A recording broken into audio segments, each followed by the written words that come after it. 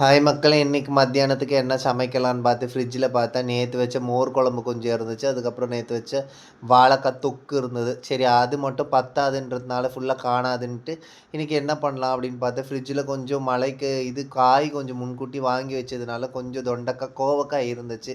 அத அப்படியே deep fry மாதிரி வெங்காயம், தக்காளி எதுவும் போடாம டீப் ஃப்ரை பண்ணிட்டு, அந்த சைடு சோறு வச்சு விட்டுடலாம் அப்படின்ற ஒரு பிளானு. முதல்ல வந்து எண்ணெய் ஊத்தி கடுகு, கொஞ்சம் சீரகம் போட்டு, இந்த கோவக்கா, அது கூட கொஞ்சம் கருவேப்பில நம்ம தோட்டத்தில இருக்க கருவேப்பில கொஞ்சம் எடுத்து போட்டு, அதுக்கு மேல கொஞ்சமா வந்து மஞ்சப்பொடி, அதுக்கப்புறம் கொஞ்சம் பார்த்தீங்கன்னா, உப்பு. நம்ம வீட்ல வந்து பார்த்தீங்கன்னா, இந்துப்பு அதாவது pink salt, Himalayan rock salt தான் நம்ம யூஸ் பண்றது. அது வந்து போட்டுட்டு நல்லா வதக்கிட்டு, அது என்ன பண்ணணும் அப்டின்னா, அ மிளகா பொடி அதாவது வந்து குழம்பு மிளகாத்தூள் போடுறதுக்கு முன்னாடி, இத வந்து நல்லா மூடி வேக வச்சிடணும். ஏன்னா மிளகாத்தூள் போட்டுட்டோம் அப்டின்னா, அடி பிடிக்க ஆரம்பிச்சுரும். அந்த சைடு வந்து சாப்பாட்டுக்கு ஓரளவு கொதிச்சிருச்சுன்றதுனால அரிசி எடுத்து போட்டாச்சு. போட்டு முடிச்சு, அதுக்கப்புறம் இந்த பக்கம் வந்து பார்த்தீங்கன்னா, வந்து நல்லா இந்த கோவக்கா வந்து நல்லா ஃப்ரை ஆக ஆரம்பிச்சுச்சு. அத நல்லா வந்து ஒரு பெரட்டிட்டு, அதுக்கப்புறம் வீட்ல வந்து ஈவினிங் ஏதாவது சாப்பிடணும் போல இருக்கு மழைக்கு அப்டின்றதுனால, பச்சை வேர்க்கடல இருந்துச்சு. அந்த பச்சை வேர்க்கடலைய கொஞ்சம் இப்ப தண்ணீல ஊற வச்சுட்டோம் அப்டின்னா, சாயந்தரம் ஒரு 4 மணிக்கு வேக வச்சு, கொஞ்சம் வெங்காயம் எல்லாம் போட்டு அப்படியே சாப்பிடலாம் அப்படின்னு சொல்லி, இப்போ இந்த கோவக்கா வந்து நல்லா வெந்துருச்சுன்றதுனால கொஞ்சமா வந்து மிளகாய் பொடி போட்டு, அது ஒரு ஒரு கலரிட்டு அப்படியே மூடி வச்சிடலாம். இப்போ நீங்க எல்லாருமே கேட்கலாம், "உங்க வீட்ல லேடீஸ் யாரும் இல்லையா? அண்ணா நீங்க வந்து சமைக்கிறீங்களே" அப்படின்னு சொல்லிட்டு.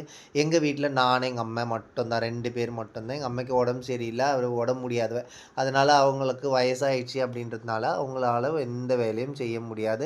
நம்ம வீட்ல வந்து துணி துவைக்கிறது, பெருக்கிறது, சமைக்கிறது, சாமான் தேய்க்கிறது எல்லாமே நம்ம தான் செய்யணும். அம்மா வந்து உடம்பு முடியல அப்படின்றதுனால அவ ரெஸ்ட்ல தான் இருப்பாங்க. அவங்க வந்து வேலை எதுவும் செய்யக்கூடாதுன்னு டாக்டர் சொன்னதுனால, அவங்களுக்கு சமைச்சு கொண்டு போய் குடுக்கறது தான் நம்மளோட வேலை. இந்த சைடு அப்படியே பார்த்தீங்கன்னா, கொஞ்சமா வந்து காயப்பொடி, அதாவது பெருங்காயத்தூள் வந்து கொஞ்சம் போட்டு ஒரு கலரிட்டு, நல்லா ஃப்ரை ஆயிடுச்சு. இந்த ஃப்ரை ஆயிட்டும்போது வந்து, நம்ம எப்பவுமே இந்த மாதிரி நான் ஃப்ரை பண்றேன் அப்படின்னா, நான் என்ன பண்ணுவேன் அப்படின்னா, கொஞ்சமா வந்து அரிசி மாவு இருக்கு இல்லையா? அது எப்பவுமே ஃப்ரிட்ஜில வாங்கி வச்சிருப்பேன். இந்த அரிசி பொடிய கொஞ்சம் நம்ம அப்படியே லைட்டா தூவி ஒரு பெரட்டணும் அப்படின்னா வந்து அப்படியே நல்ல கிரிஸ்பியா மொறுன்னு இருக்கும். நம்ம சாப்பிடும்போது வந்து நல்ல டேஸ்ட்டா இருக்கும். நீங்களும் இந்த மாதிரி ட்ரை பண்ணி பாருங்க.